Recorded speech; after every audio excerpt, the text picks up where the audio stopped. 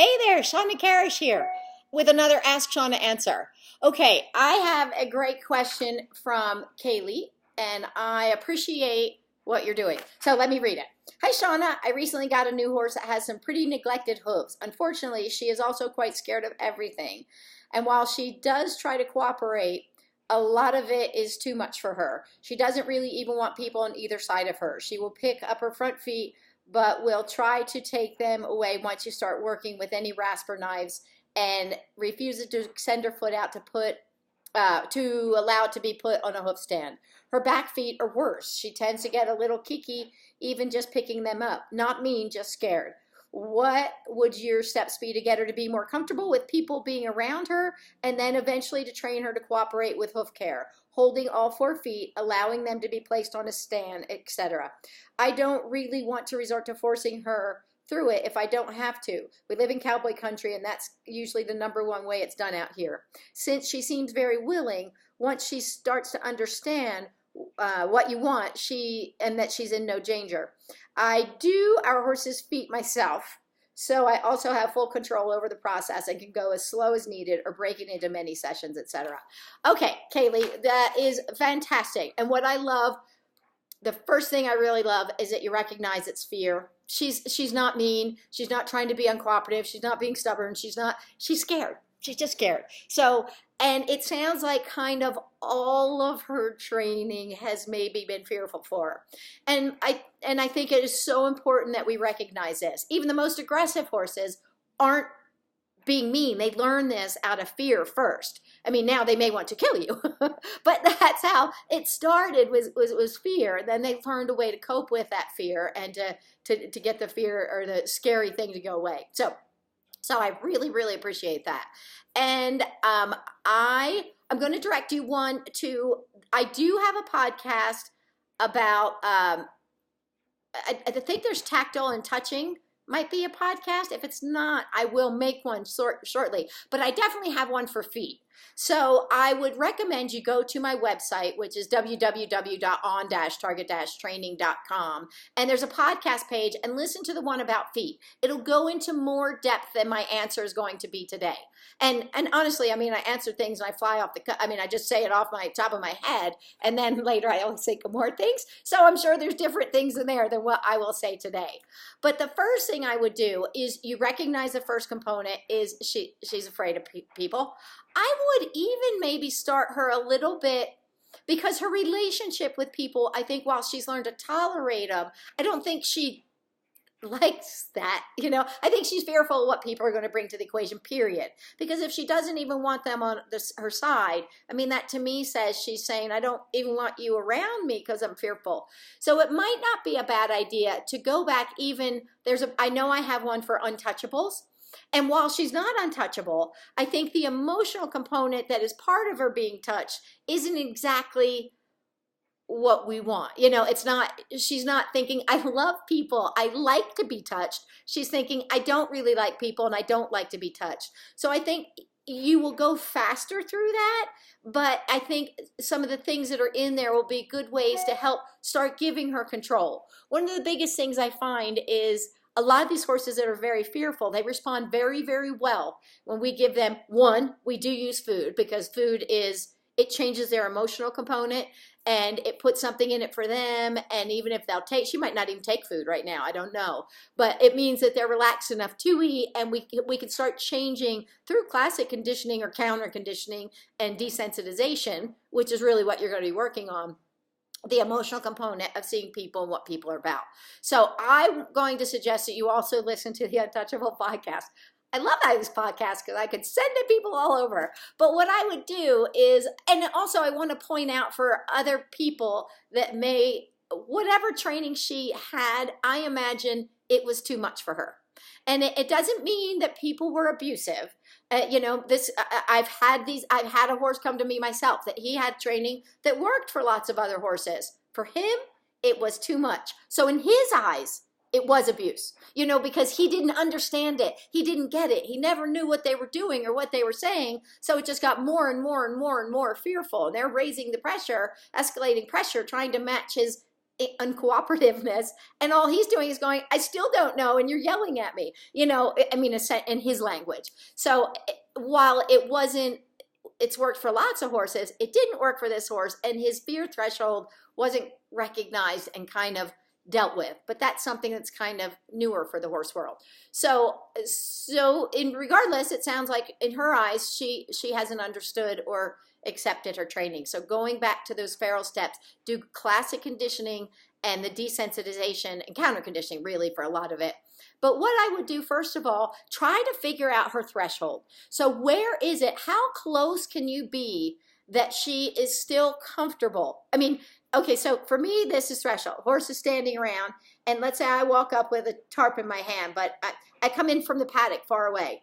Then they're kind of looking, and at some point they go, what?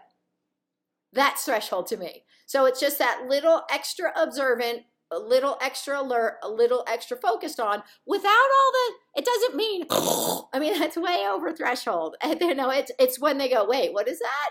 That is the threshold. So for me, that's what I look at, and I want to keep them. We're going to approach threshold, but I want to stay at that point below, and that point below, and that point below, so that I don't have them in fight or flight. If they're in fight or flight, they're not learning. So I want to keep her in a place, or them in a place, he, they, whatever they are. I want to keep them in a place where they can learn and process and learn that the world is safer. And then what I can do, so let's say you're approaching her, and you can tell you get 6 feet away, and at 6 feet, she starts to be kind of worried, that she starts going, what are you doing? That's going to be her threshold.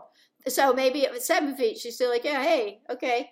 And at 6 feet, she starts to kind of tense up a little bit and look just a little bit more worried. That's threshold for her. So what I would do is get it where you can at least get close to her, and maybe approaching from the front is easier than approaching from the sides. So approach from the front, feed her, and walk away and leave. So, and a lot of times what I do with ferals or untouchables or worried horses, I feed and I take a step back. I feed and I take a step back. So I'm really trying to give her control. So she starts learning to pursue you, as opposed to her being pursued or chased off or displaced or whatever, training has happened that may have been, fearful for her. So I would start with that really basic step until she gets used to following you, and then say, okay, can I go out wide, and maybe just go. So the key is teeny tiny steps. So let's say this is her head, and you're feeding from the front. And then now you've got where you can kind of shift where you're still at the head, but you're feeding from the side. And this may be enough to send her over threshold or kind of peak where she is emotionally. Can you rock back like that? Not even feet. Can you go back a little bit? If you can, I click and reinforce. And I wouldn't even start the clicker training until I really feel like she's comfortable with the people. But sometimes people want to start it right away. Sometimes I do, sometimes I don't. It depends on the horse a little bit. But I don't want to, if there's so much fear, then I don't want to poison the cue. So that's when I go back to sitting on the ground. You'll hear all that in the podcast. But so the slightest little thing, when you're just beside the head and she's okay with being fed from here, and can you do this, then reinforce. And then do this. And by this time, it'd be great if you could do the clicker, because now the clicker can kind of click. Yes, you're good there. Reinforce, until you can actually take one little step back and then come back to the front. Now, keep in mind, and then so go from there. But it's that tiny steps, and it may take weeks. But who cares? You have the right attitude about it. It doesn't matter how long it takes. And so start in the teeny tiniest steps. And if just watch so closely, watch those eyes. That's another podcast I have, is body language. Watch the eyes, watch the jaw, watch the teeth, watch the lips, watch the head carriage, watch the tail, watch the body tension, the tension in the neck. All those things are information they're constantly giving us. So it is a way that they're communicating. And if you can watch that and go, well, that was a little bit much maybe, but that was a good choice. Don't go past that until she's really solid there, and then kind of go to the next thing. The other thing I want you to keep in mind, humans, it sounds like right now, kind of still have an aversive quality for her.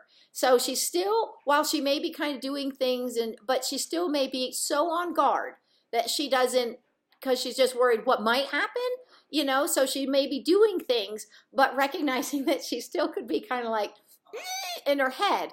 So what I would do, I would keep her sessions very short, because if we still have an aversive quality, you're going to keep it short, and what you're going to do is actually be utilizing negative reinforcement, because what you'll do is you're going to be using positive reinforcement to feed, but you also leave.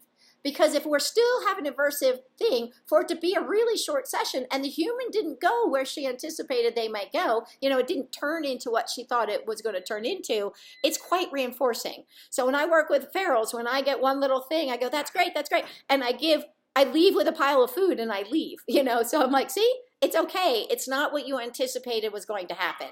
So we are reinforcing them by taking ourselves away if we still have an aversive quality, or the things we're doing our movements, may have an aversive quality. So pretty soon it won't, but in the beginning, to recognize that and to keep them really short and sweet will help her out.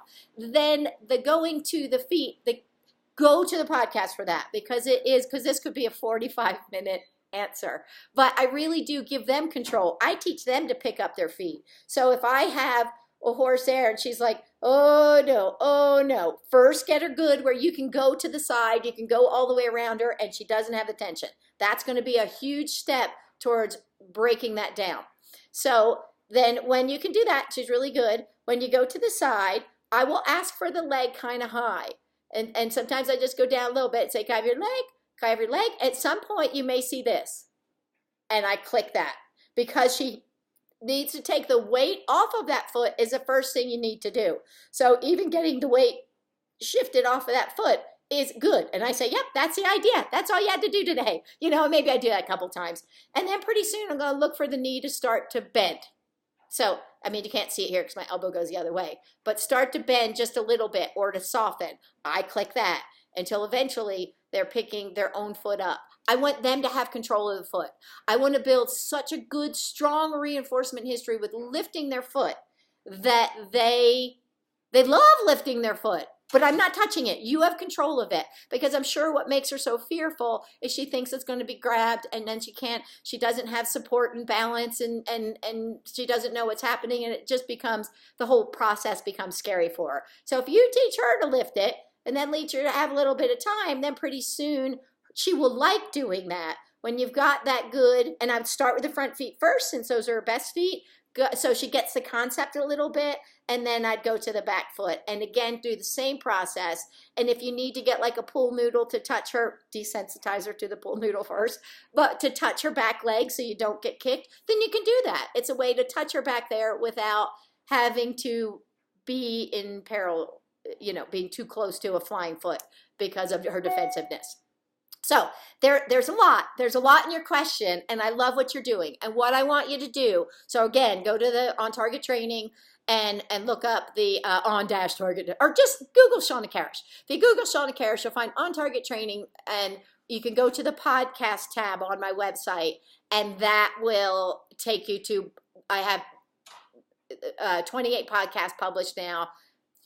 I've recorded 30, so I have more on the way. So go there and you can look up the different things, and that'll give you more ideas about what to do with her and getting her in a better place. So I'm really glad that you did that. For anybody else, again, just Google Shawna Karrasch. You'll find On Target Training. You'll find Terra Nova Training, which is where I live and work, and find out what we're up to here and what my schedule is you can do that through Terra Nova Training, and sign up for our newsletter. It'll keep you apprised of all the happenings here at the Learning Center and our outreach. And also I do have YouTube videos as well as the Ask Shawnas. So if anybody, you clearly know how to do it because you sent it in, but for anybody who doesn't know, you can go to askshawna.com, or go to Ask Shawna, which is on my page, my website, and then you can submit a question. Okay, so keep up the good work. I would love to hear an update from you and how you're doing with her. Okay, so until next time, enjoy getting your horse on target. Bye.